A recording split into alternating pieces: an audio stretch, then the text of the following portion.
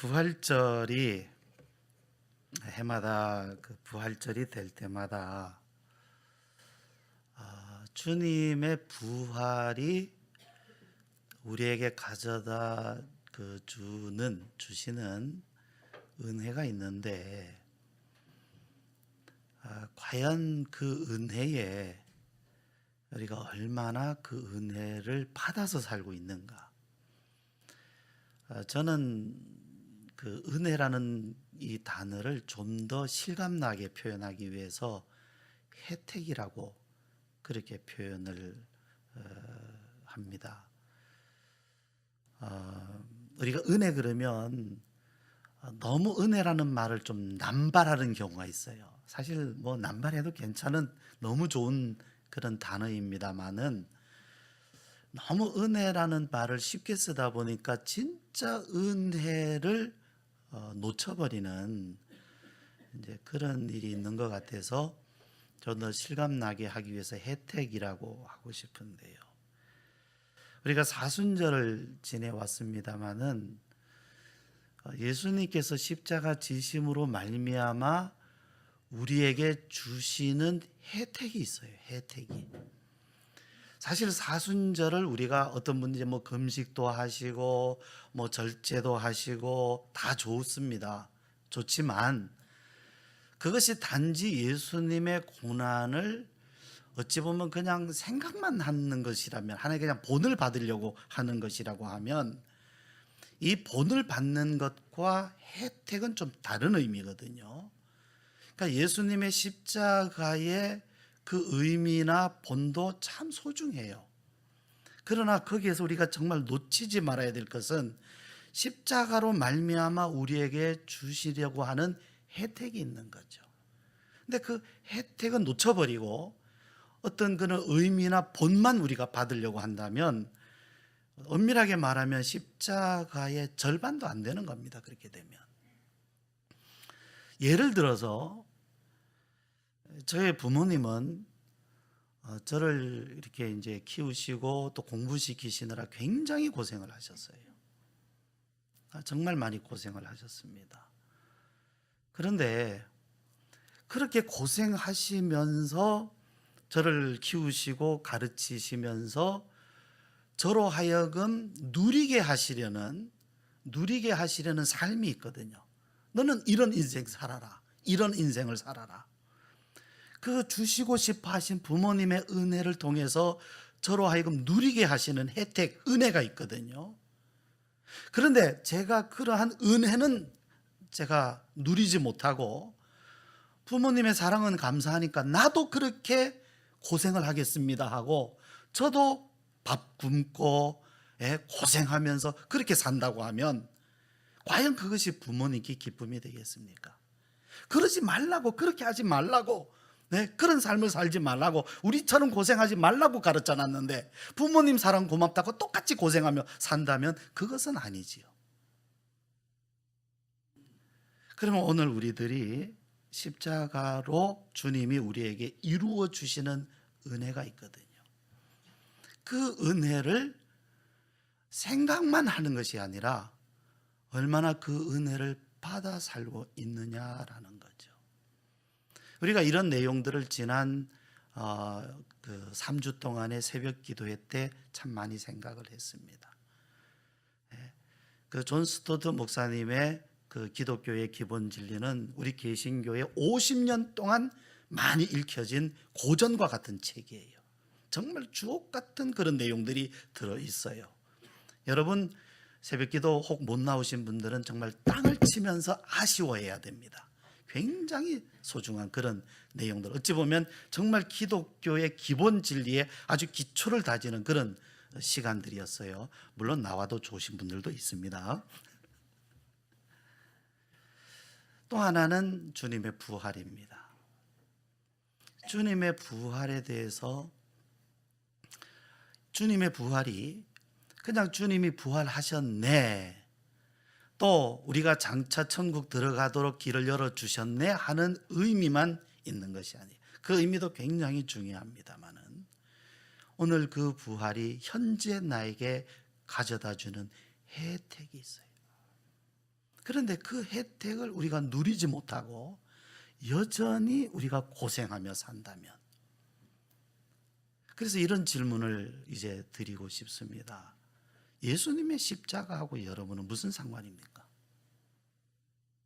예수님의 부활하고, 예수님의 부활을 찬양하고 예배드립니다마는 그 예수님의 부활하고 여러분의 삶은 어떤 관계가 있습니까? 지금 그 십자가 또 부활로 말미암아 주님이 베풀어 주시는 이 은혜는 지금도 끝나지 않았어요. 지금도 계속되고 있는데 그 은혜를 여러분은 어떻게 받아서 누리고 계십니까?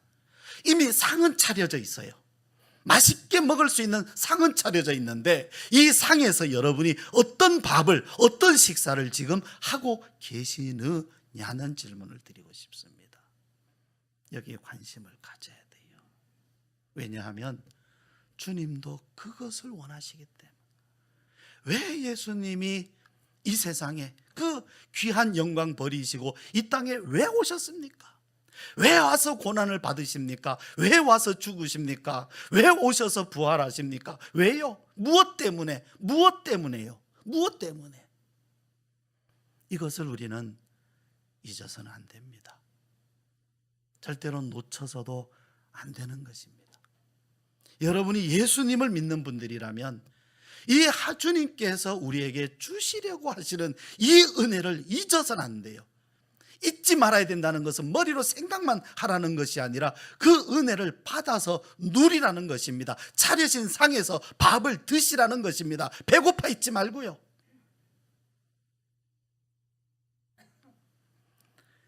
그때나 지금이나 부활을 의심하는 사람들이 있죠. 믿든지 믿지 않든지 의심하든지 그것은 그 사람의 선택에 달려 있습니다. 그렇죠? 무엇을 믿든지 그건 그 사람이 선택할 일이에요. 그러나 그 사람이 믿든지 안 믿든지 사실이 달라지지는 않습니다. 그래서 사실을 잘 살펴서 합리적으로 믿는 사람은 지혜로운 사람인 것이고, 자기 고집에 빠져서 나는 안 믿어 하는 사람은 어리석은 사람이 되는 것이지요. 예수님의 부활을 믿는다는 것은 우리의 삶이 여기서 끝이 아니다는 것을 믿는 거예요. 예수님이 부활하셨다 하는 것을 믿는, 분명히 죽은 자가 다시 살아난다는 것을 믿는다면 그 사람은 우리의 사는 것으로 끝나지 않고 다시 사는, 죽음 후에 또 다른 새로운 삶이 있는 것을 믿는 사람입니다. 그러니까 이런 사람들은 죽음 후를 준비하죠. 왜? 사는 게 전부가 아니니까. 사는 것이 전부가 아니니까 죽음 후를 준비하게 됩니다. 반대로 부활을 믿지 않는 사람들은 죽음 후를 대비하지 않죠. 왜? 죽음은 끝나는데 뭘 준비하겠습니까? 그냥 이 땅에 살다가 자기 만족 추구하고 자기 입 추구하고 자기 배 따뜻한 것 추구하고 살다가 그냥 죽으면 끝나는 건데 그렇게 살지 않겠습니까? 예수님 당시의 사두개인들은 부활을 믿지 않았습니다. 예수님의 부활뿐 아니라 사람이, 죽은 자가 다시 부활한다는 것을 믿지 않았고, 그들은 죽으면 끝이라고 생각을 했어요. 그래서 그들은 종교 지도자들이지만 그들이 가장 추구했던 게 뭐냐면 정치 권력이었습니다. 그렇잖아요.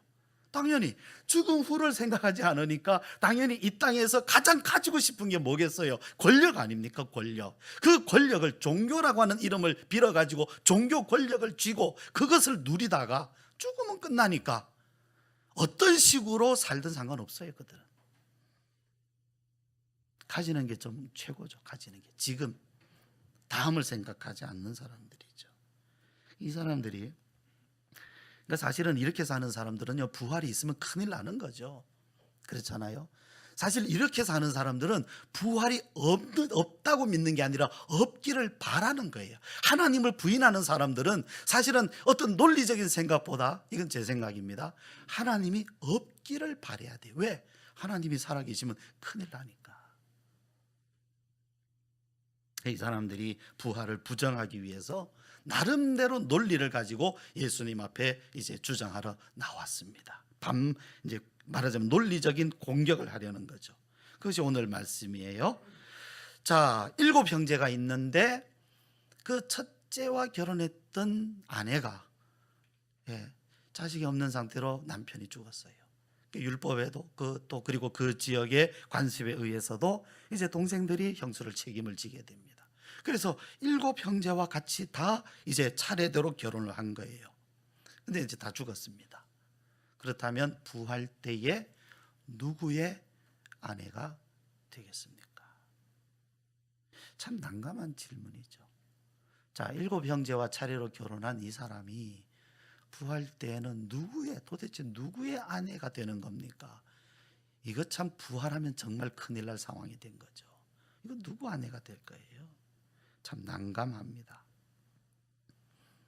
그런데 이 질문에 결정적 오류가 하나 있죠. 결정적 오류가 하나 있어요.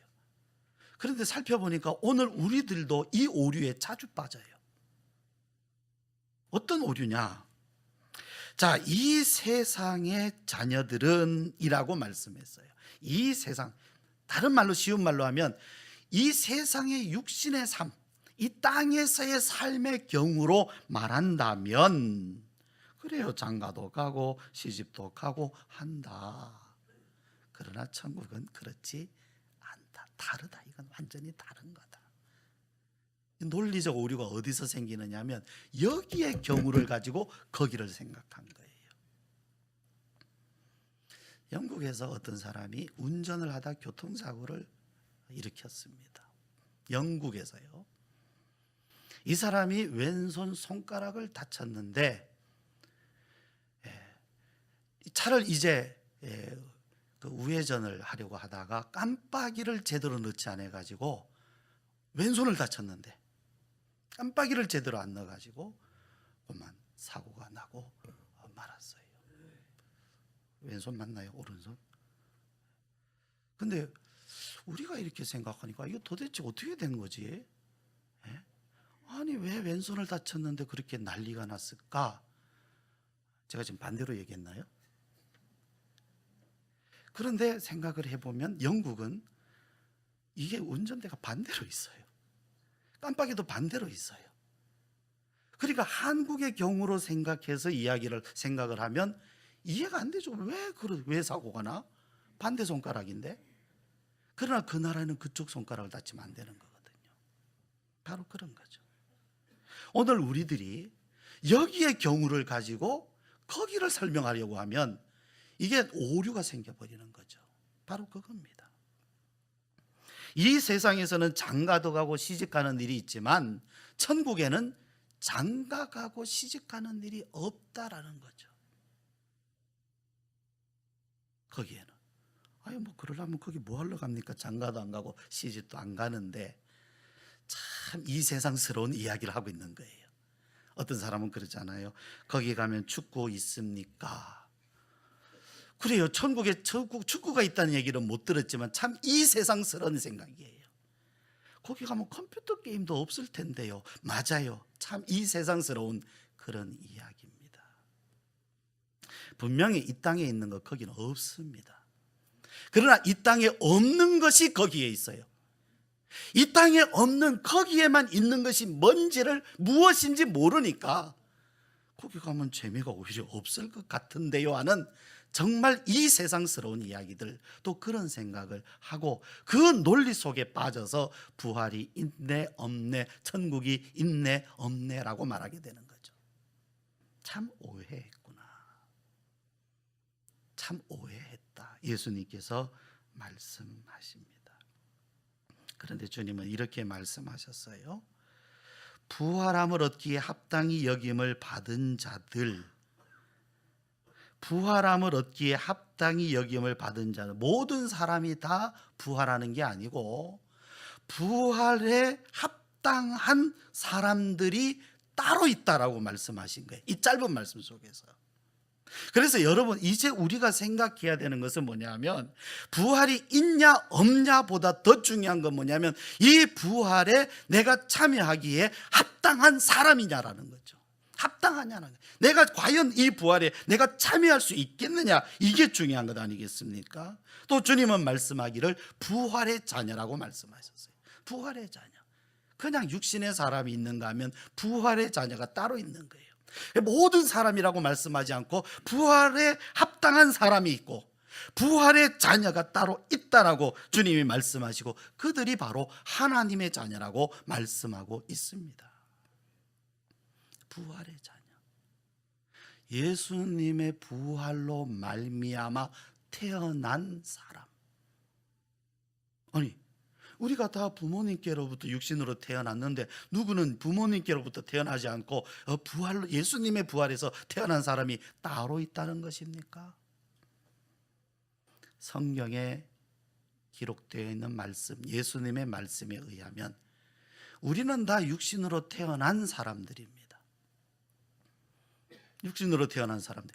육신으로 안 태어나신 분 한번 손 들어보세요. 나는 육신으로 태어나지 않아. 아래에서 나신 분 계십니까? 다 육신으로 태어났어요. 그런데 요한복음 3장에 의하면 거듭나야 한다. 성령으로 거듭나야 한다. 성령으로 거듭나지 아니하면 천국에 들어갈 수 없다라고 말씀하셨어요. 그러면 하나님의 어떤 은혜가 우리를 거듭나게 하시는가? 거듭난다. 새로운 생명으로 태어난다라는 거거든요. 그 새로운 생명이 바로 부활의 생명입니다. 하나님께서 무덤에서 예수님을 일으키신 그 권능, 그 생명이 바로 우리에게 주시는 영생, 새로운 생명, 하늘로부터 오는 생명, 부활로부터 오는 새로운 생명입니다. 이 생명으로 태어나는 것을 거듭, 두 번째란 얘기죠. 거듭난다라고 주님께서 말씀하셨어요. 그러면 여러분, 이 부활의 기쁨은 거듭남의 기쁨이 되어야 되는 거예요. 부활의 기쁨은 어디서 오느냐? 예수님 부활하셨네. 예수님 부활하셨네. 아무리 여러분 우리가 기뻐하려고 해도 별로 그렇게 즐겁질 않아요. 왜 그런지 아세요?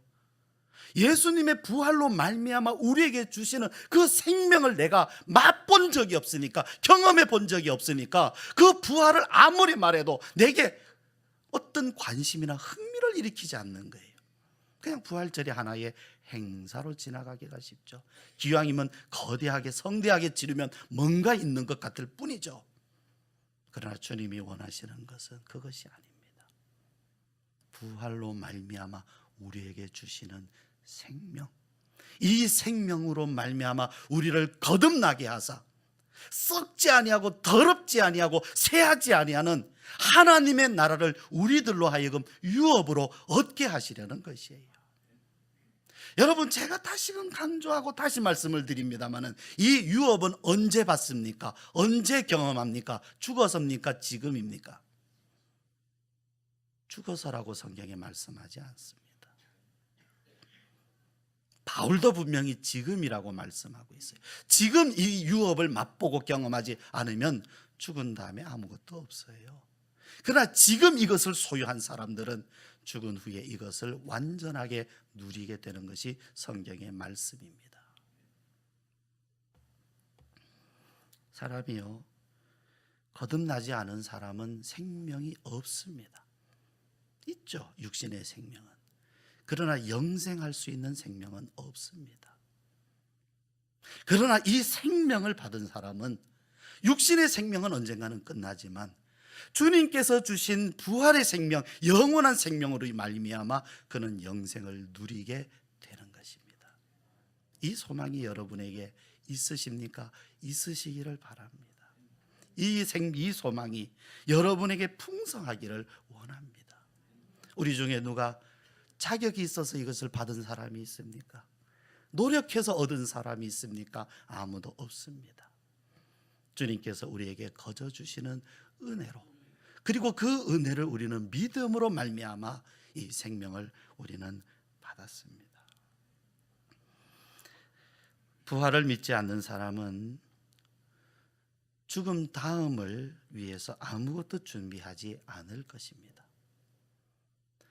자신의 죽음 다음을 준비하지 않고 지금만을 위해서 사는 사람이라면 그가 입술로 아무리 부활을 믿는다 할지라도 실제로 그런 부활을 안 믿는 사람이에요. 그러나 부활을 믿는 사람은 다음을 준비하는 사람이고, 그렇기 때문에 십자가를 소중히 여기고 부활로 말미암아 주시는 은혜를 너무너무 소중히 여기는 사람입니다.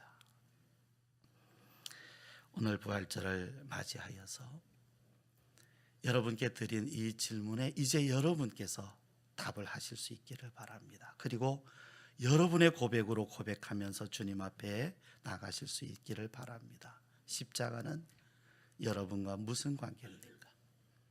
지금 주님의 부활은 여러분과 어떤 상관에 있습니까? 지금 여러분은 십자가로 말미암아 우리에게 주시는, 여러분에게 주시는, 또 주님의 부활하심으로 말미암아 주시는 혜택을 지금 누리고 계십니까? 함께 기도드리시겠습니다.